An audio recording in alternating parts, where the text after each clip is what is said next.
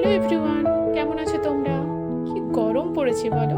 এই তপ্ত দুপুরে যদি একটু ভাতের সঙ্গে টকের ডাল হয় তাহলে কেমন হয় বলো। চলো রেসিপিটা দেখে নিই। মসুর ডালটাকে ভালো করে ধুয়ে কিছুক্ষণ ভিজিয়ে রেখে তারপরে প্রেসারে নুন দিয়ে দুটো সিটি মেরে নিলাম। তারপর কড়াইতে সামান্য তেল দিয়ে সর্ষে শুকনো লঙ্কা ফোড়ন দেব আর কাঁচা আম। হ্যাঁ, আমটাকেও কিন্তু কিছুক্ষণ ভিজিয়ে রাখতে হবে ধোয়ার পর। কাঁচা আম দিয়ে নুন হলুদ দিয়ে নাড়াচাড়া করে আমটাকে ভেজে দিলাম। ব্যাস, তারপরেই সেদ্ধ করা ডালটাকে দিয়ে দাও। দিয়ে দেওয়ার পরে ভালো করে ফুটিয়ে নুনটা চেক করে আর সামান্য মিষ্টি দিয়ে নামিয়ে দাও। আমি মিষ্টি দিইনি, কারণ মিষ্টি খাওয়া বারণ। তারপরে দেখো দুপুরটা জমে যাবে।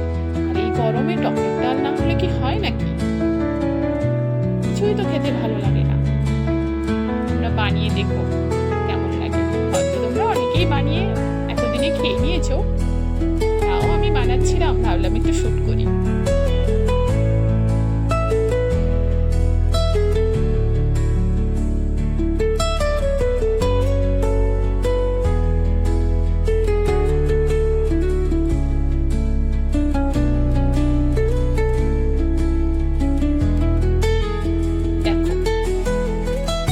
কালার এসেছে না?